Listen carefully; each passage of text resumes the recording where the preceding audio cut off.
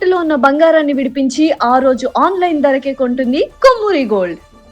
ప్రస్తుతం మనతో పాటు ఇస్కాన్ టెంపుల్ నుంచి ప్రణవానంద ప్రభుజీ ఉన్నారు. సర్వ మానవాళికి శ్రీకృష్ణ పరమాత్ముడు జీవన్ ముక్తిని, జీవన్ మార్గాన్ని ఏ విధంగా చూపించారనేది వారి మాటల ద్వారా మనం తెలుసుకుంటూ ఉన్నాము. వారు ప్రత్యేకంగా గోవర్ధన్ ఈకో విలేజ్ ముంబైలో ఉన్నటువంటి ఆశ్రమంలో వారు సేవ చేస్తూ ఉంటారు. శ్రీకృష్ణ భగవానుడి గురించి, వారి లీలల గురించి ఎన్నో వీడియోస్లో మనం వారి మాటల్లో వింటూ ఉన్నాము. ప్రస్తుతం మనతో పాటు స్టూడియోలో ఉన్నారు ప్రణవానంద ప్రభుజీ. వారితో మాట్లాడదాం, మరిన్ని విషయాలు తెలుసుకుందాం. నమస్కారం ప్రభుజీ. హరే కృష్ణ. నమస్కారం అండి. ఎలా ఉన్నారు? బాగున్నా, మీరు ఎలా ఉన్నారు? చాలా చాలా బాగున్నాను. చాలా సంతోషం. మంచి రీచ్ ఉన్నాయి వీడియోస్. అన్నిటికన్నా కూడా వాళ్ళకు ఉపయోగపడుతున్నాయి. మా కోసమే చెప్పారా ప్రభుజీ అన్నట్టుగా చాలా మంది ఫీల్ అవుతున్నారు. వాళ్ళ సమస్యలు కూడా క్వశ్చన్స్ అంటే కామెంట్స్ రూపంలో అడుగుతూ ఉన్నారు చాలా మంది. బట్ అందులో ఒక భాగం నేను కూడా అయినందుకు సంతోషమే. ఇంకా చాలా విషయాలు ఉన్నాయి తెలుసుకోవాల్సినవి. ఏకాదశి వస్తుంది, చాలా విశిష్టమైన రోజు అని చెప్తూ ఉంటారు. కొన్ని ప్రాంతాల్లో అయితే అసలు పండగే ఆ రోజున. అందులోనూ ఆ రోజు స్పెషల్ దర్శనం ఉంటుంది ప్రతి ఒక్కరికి వైష్ణవ ఆలయాల్లో. ఏకాదశి వ్రతాలని కూడా ఆచరిస్తూ ఉంటారు. ఆ వ్రతాలు ఎలా చేయాలి, చేస్తే ఏమిటి అనేది కూడా చాలామంది ఒక క్వశ్చన్ అడుగుతూ ఉన్నారు. ఆచరించే విధానం చెప్పండి, అలాగే చేస్తే కలిగేటువంటి ఫలితం ఏమిటి, ఎందుకు చేయాలి అనేది కూడా వివరించండి. అన్నిటికంటే గొప్పదైన వ్రతం ఏదైనా ఉంటే అది ఏకాదశి వ్రతం. అన్ని వ్రతాలు చేసి ఏకాదశి చేయకపోయారనుకోండి, ఏ వ్రతం ఫలితం రాదు. ఓ, ఏకాదశి వ్రతం ఒక్కటి చేసి ఏ వ్రతము చేయలేదనుకోండి, అన్ని వ్రతాల ఫలితం ఏకాదశి ఇవ్వగలుగుతాం. మన శాస్త్రంలో ఉపవాసం అని చెప్పింది కేవలం ఏకాదశికి మాత్రమే. ఓ, కానీ చాలా మంది ఈ రోజు మేము ఉపవాసం చేస్తున్నామండి, ఆ రోజు ఉపవాసం చేస్తున్నామండి, అలా ఇలా చెప్తారు. కానీ ఎక్కడ కూడా అంత నియమంగా ఉపవాసం గురించి చెప్పింది మన శాస్త్రంలో, అంత నియమంగా ఉండాలి అని చెప్పింది కేవలం ఏకాదశికి మాత్రమే. విష్ణువాసరము అని అంటారు. అన్నిటికంటే favourite day of lord Vishnu Ekadashi. Ekadashi వ్రతం వల్ల అసలండి దాని వల్ల వచ్చే ఆధ్యాత్మిక బెనిఫిట్స్ అనేవి మనం చెప్పలేము. ఉపవాసం అంటే ఫస్ట్ అందరూ మేము ఒకసారి ఏకాదశి వ్రతం గురించి చెప్పామండి, ఎలా ఉపవాసం ఉండాలి అన్ని విషయాలు చెప్పాక ఒకళ్ళు హ్యాండ్ రేస్ చేశారనమాట, మాకు ప్రశ్న ఉంది అని. అయితే ఏం ప్రశ్న ఉంది అని అడిగితే, ఏకాదశి రోజు ఏం తినచ్చండి అని ప్రశ్న అడిగారు అనమాట. గంట సేపు నేను లెక్చర్ ఏకాదశి ఉపవాసం ఎందుకు చేయాలి అని చెప్పాక ఏకాదశి రోజు ఏం తినచ్చు అని లెక్చర్ క్వశ్చన్ అడుగుతున్నారనమాట. అయితే ఉపవాసము అంటే ఏంటో ఫస్ట్ అర్థం చేసుకుందాం. ఉప అంటే దగ్గరగా, వాసం అని అంటే ఉండటం. ఉపవాసం అని అంటే భగవంతుడికి దగ్గరగా ఉండటం. ఏ ఉపవాసానికంటే ఇదే నియమం అండి. చాలా మంది ఏం చేస్తారు తెలుసా అండి, మేము ఈరోజు కటిక ఉపవాసం, నీళ్లు కూడా స్వీకరించట్లేదు అని హ్యాపీగా టీవీ ఆన్ చేసుకొని ఇలా బెడ్ పైన పడుకొని ప్రొద్దున నుంచి రాత్రి రాకే ఏ సీరియల్లో ఏ సినిమాలు చూస్తూ ఉంటారు. అయ్యా లేచి గుడికి రండి, నామ లేదు, శరీరంలో ఓపిక లేదు, నిర్జల వ్రతం ఈరోజు. మనం అండి దేన్నైనా సరే ఎంత మెటీరియలిస్టిక్ గా మార్చే శక్తి మానవుడి దగ్గర ఉంది. శివరాత్రి రోజు జాగరణ చేయండి అంటే లేట్ నైట్ షోలు వాటిలలో సినిమా థియేటర్లో కూర్చొని జాగరణ చేస్తుంటారు. శివుడు పాపం ఏమనుకుంటాడో, ఎంత బాధపడతారో ఇలాంటి వాళ్ళని చూసి ఆశ్చర్యం వేస్తుంది అనమాట. మనం దేన్నైనా సరే ఎలా పాడు చేయొచ్చో అంత, ఎంత ఫాస్ట్ గా మానవ బ్రెయిన్ పనిచేస్తుందంటే అంత పనిచేస్తుంది. ఉపవాసము అని అంటే, ఆ ఉపవాసం చేసే ఏకాదశి రోజు ఏం చెయ్యాలి అని అంటే, ఇంకా మరింత కృష్ణ సేవ, ఇంకా మరింత భగవన్నామం పలకటం. హరే కృష్ణ కృష్ణ కృష్ణ హరే హరే, హరే రామ రామ రామ హరే హరే. మరింత నామం చేసుకోవటం, మరింత భాగవత గీత వీటిని శ్రవణం చేయటం, అధ్యయనం చేయటం. ఇది ఉపవాసం, భగవంతుడు దగ్గరగా ఉండటం. మరి ప్రభుజీ ఉపవాసం అంటే తినకుండా ఎందుకు ఉండాలని చెప్తారు? ఇప్పుడు చూడండి, ప్రొద్దున నుంచి లేవంగానే తిండి గోలే కదండి మనకి.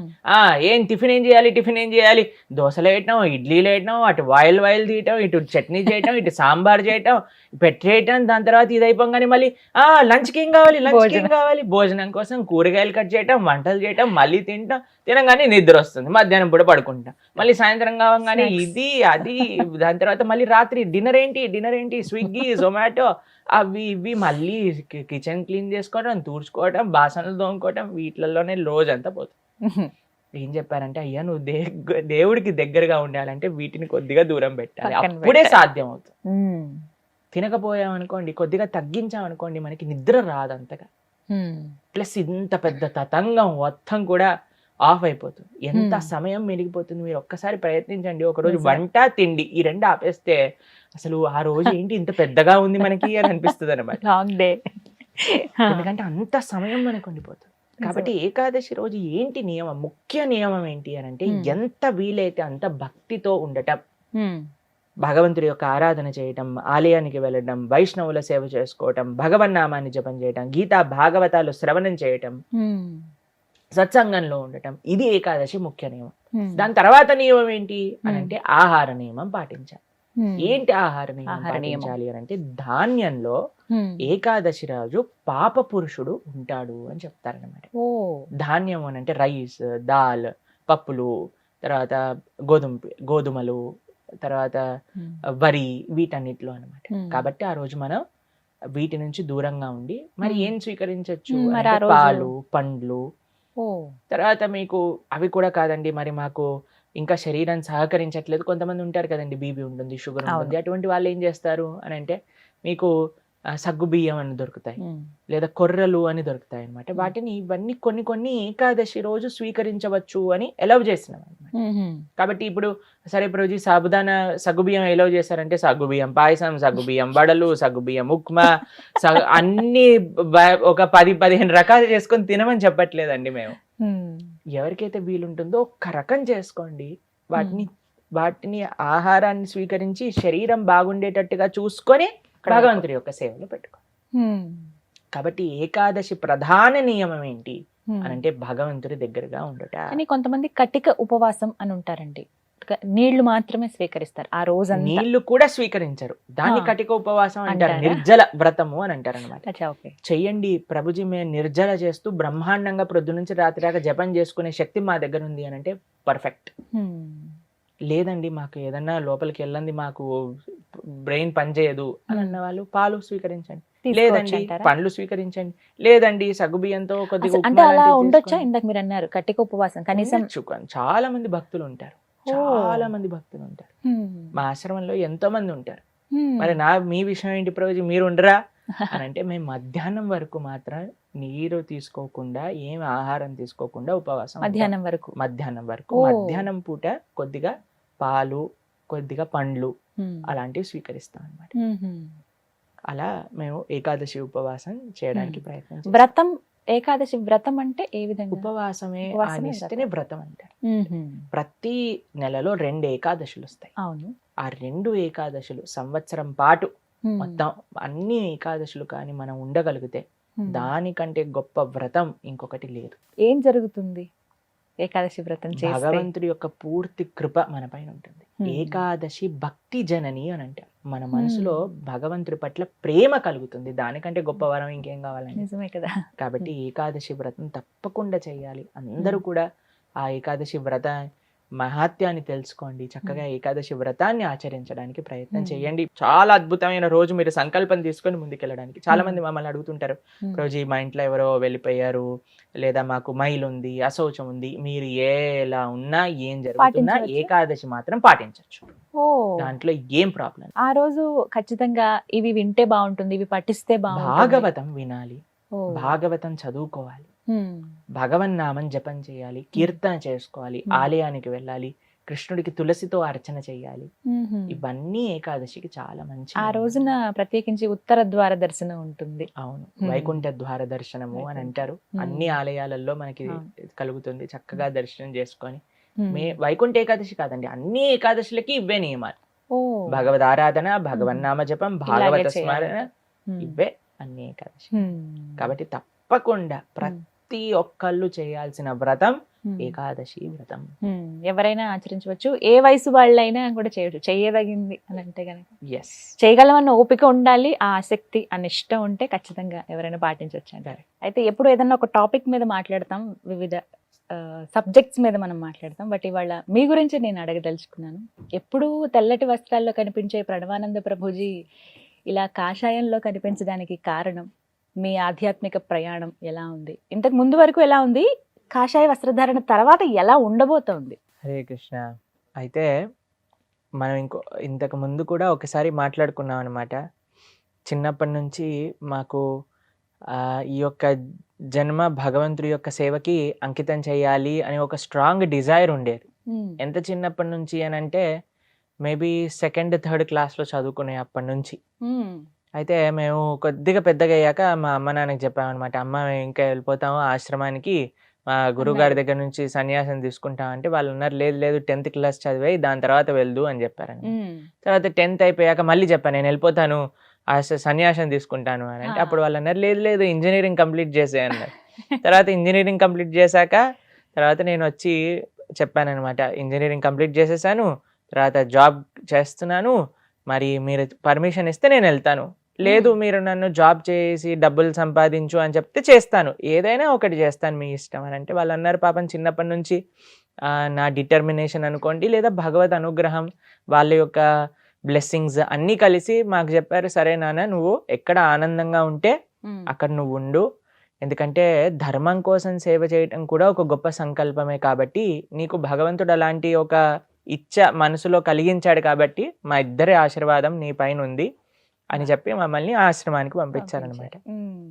మీరు ఇంతకు ముందు చూస్తున్న ప్రణవానంద దాస్ అన్నారు కదా, మేము అప్పుడు ఆశ్రమంలో ఒక ట్రైనింగ్ పీరియడ్లో ఉన్నాం అనమాట.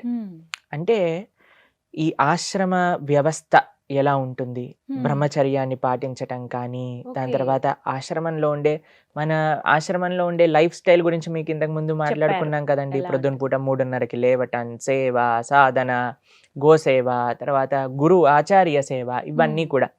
అయితే మేము సుమారుగా 23 years ఉన్నప్పుడు ఆశ్రమంలో జాయిన్ అయ్యామన్నమాట. దాని తర్వాత కొన్ని సంవత్సరాలు ఆశ్రమంలో ఉండి ఆశ్రమం గురించి తెలుసుకొని సేవ అంటే ఏంటి, భక్తి అంటే ఏంటి, డెడికేషన్ అంటే ఏంటి, గురువు యొక్క దగ్గర ఎంత నిష్ఠగా మనం ఉండాలి అనే విషయాలన్నీ చూశాక మేము చూసాము, వాళ్ళు మమ్మల్ని పరిశీలన చేశారు. వీళ్ళు ఎలా ఉంటారా ఆశ్రమంలో, ముందుకెళ్ళగలుగుతారా, సన్యాసం వైపు అడుగులు వేస్తారా, లేదు మళ్ళీ వెనకాలకి వెళ్ళిపోయి గృహస్థగా మారుతారా, ఆప్షన్స్ అన్నీ ఓపెన్ గా ఉండేవి మా దగ్గర. మా చాలా మంది ఏమంటారు తెలుసా అండి, ఇస్కాన్ లో వాళ్ళందరూ పిల్లలందరినీ కూడా సన్యాసులుగా మార్చేస్తారు అని అంటారు. నిజంగా చెప్పాలంటే మమ్మల్ని ఇప్పటి వరకు కూడా ఎవ్వరు కూడా మీరు మాతోటి పాటు ఆశ్రమంలోకి రండి అని చెప్పలేదు.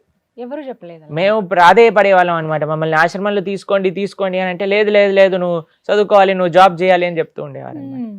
ఇది జస్ట్ ఒక అపోహ జనాలలో ఉండేది.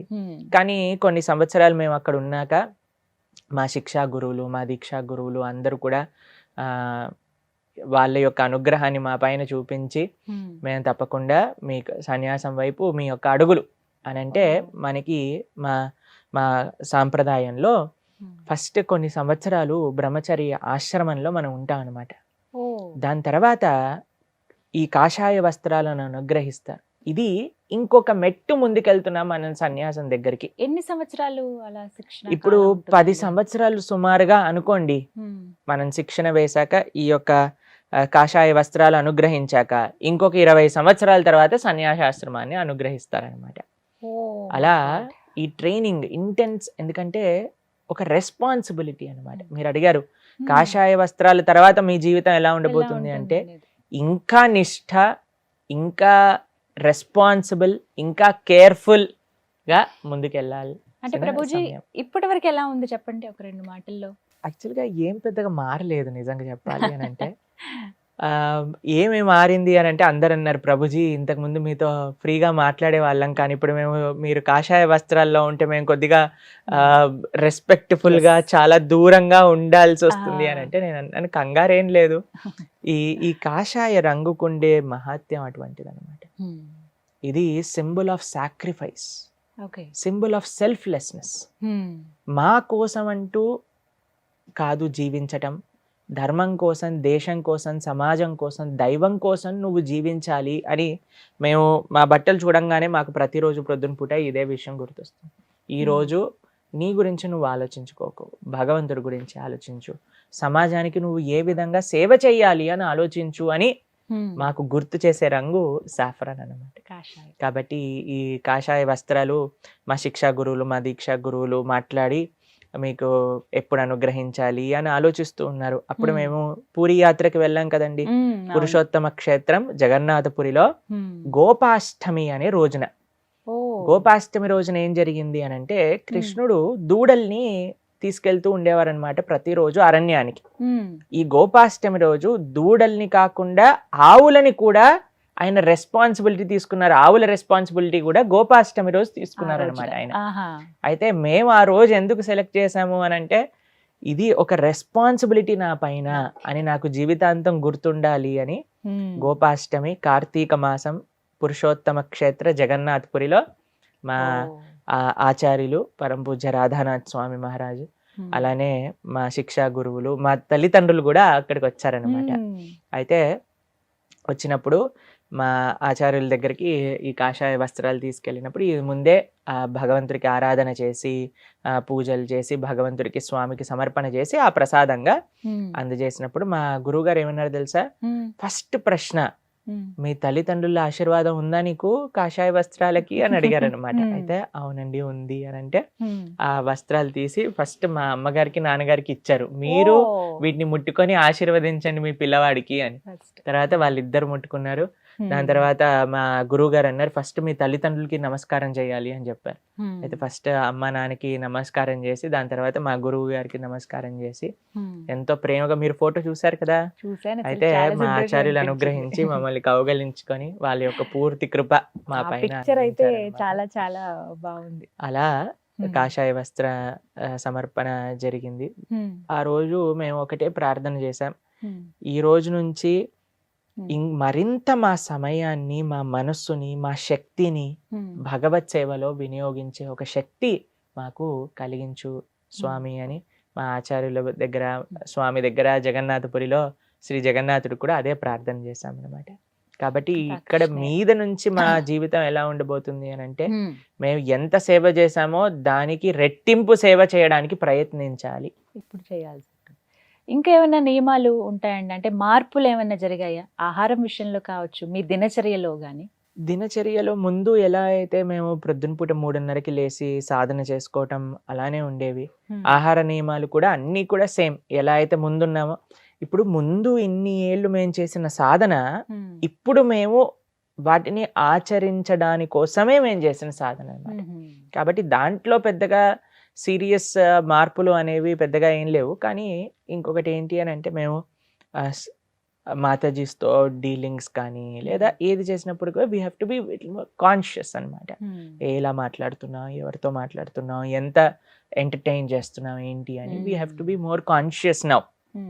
అయితే చాలామంది డివోటీస్ అన్నారు, ప్రభుజీ మీకు ఇంత చిన్న వయసులో మీరు చక్కగా కాషాయ వస్త్ర ధారణ చేసి మీరు భగవత్ సేవలో ఉన్నారు అని అంటే, దానికి అందరి అనుగ్రహం, అందరి బ్లెస్సింగ్స్ కూడా కావాలి. కాబట్టి ఇక మీదట ఇంకా ఇంకా ఇంకా భగవత్ సేవ, ఇంకా ఇంకా జనాలందరి యొక్క సేవ చేసుకుంటూ అందరినీ కూడా భగవంతుడి దగ్గరికి తీసుకెళ్లే విధంగా మా యొక్క ఆచరణ ఉండాలి. అదే మా ప్రార్థన. నేను కోరుకుంటున్నాను. చాలా సంతోషం అసలు ఈ రకంగా నేను మీతో మాట్లాడగలుగుతున్నాను చాలా విషయాలు. కానీ ఇక్కడ కొంతమంది కొన్ని సందేహాలు అడుగుతుంటారు. నిజమే, మీరు చాలా చిన్న వయసులో ఇలా సన్యాసం వైపు వెళ్ళిపోవటం కానీ ఇది మీ మనసుకి ఏమనిపిస్తుంది? ఎంత అయినా సరే మనం మానవ మాత్రమే కదా. మాకేమనిపిస్తుంది అని అంటే, మాకేమనిపించేది చిన్నప్పటి నుంచి అని అంటే, మా ఒక శ్రీ చైతన్య చరితామృతంలో ఒక విషయం చెప్తారనమాట. బ్రహ్మాండే భ్రమితే కోనో భాగ్యవాన్ జీవ్ గురు కృష్ణ ప్రసాదే పాయ్ భక్తిలతా బీజ్. ఇప్పుడు నాకు ఈ జన్మ ఉంది అని అంటే, ఎన్నో కోట్ల జన్మలలో చేసిన కర్మ అనుసారంగానే మళ్ళీ నాకు ఈ మానవ జన్మ లభించింది. సరే, ఇన్ని జన్మలు ఒక్కొక్కళ్ళకి సేవ చేశాను, మళ్ళీ మళ్ళీ పుడుతూనే ఉన్నా, మళ్ళీ శరీరాన్ని విడిచిపెడుతున్నా, మళ్ళీ పుడుతున్నా, మళ్ళీ శరీరాన్ని విడిచిపెడుతున్నా. ఈ ఒక్క జన్మ కృష్ణుడికి ఇస్తా, ఈ ఒక్క జన్మ మా గురువులకి ఇస్తా. ఎందుకంటే ఎన్నో జన్మలు ఎంతో మందికి ఇచ్చా, అందుకే మళ్ళీ నేను మానవుడిగా పుట్టాల్సి వచ్చింది. ఈ జన్మ కృష్ణుడికి ఇచ్చి చూస్తా, మా గురువులకి ఇచ్చి చూస్తా, వాళ్ళ యొక్క సేవ చేసుకొని చూస్తాను అని ఒక సంకల్పం చిన్నప్పటి నుంచి ఉండేది. ఆ సంకల్పమే వయసుకి ఏంటంటే అండి, చాలా మంది ఏమనుకుంటారు అని అంటే, అన్ని బాధ్యతలు తీరిపోయాక చేసుకోవచ్చు ఇవన్నీ అని అనుకుంటారు. కానీ ముసలి వాళ్ళం అయిపోయాక నడుము నొప్పి, కాళ్ళ నొప్పి, బీపీ షుగర్ ఈ మాత్రలన్నీ మింగుతూ ఏ సేవ అవ్వదండి, చాలా కఠినం. కాబట్టి నాకు శక్తి ఉన్నప్పుడు, ఇప్పుడు చెప్తారు కదా అందరూ, this is peak time 25 to 35 45 you have to work hard, then you can rest later అని అంటారనమాట. బట్ మీకు ఇప్పుడు డిస్ట్రాక్షన్స్ ఉండవా? ఎవరైనా చూసినప్పుడు, మీ ఏజ్ వాళ్ళని చూసినప్పుడు, మీ ఫ్రెండ్స్ ఎవరైనా కలిసినప్పుడు? మాకు వాళ్ళని చూసి జాలితో కూడిన ప్రేమ కలుగుతుంది అనమాట. అవునా? ఎందుకంటే మేము ఎంత ఆనందంగా ఉన్నాము, భక్తి కంటే ఆనందమైనది ఇంకొకటి లేదండి. కాబట్టి నాకు శరీరంలో నా శక్తి ఉన్నంత వరకు అది భగవంతుడికి ఇవ్వాలి.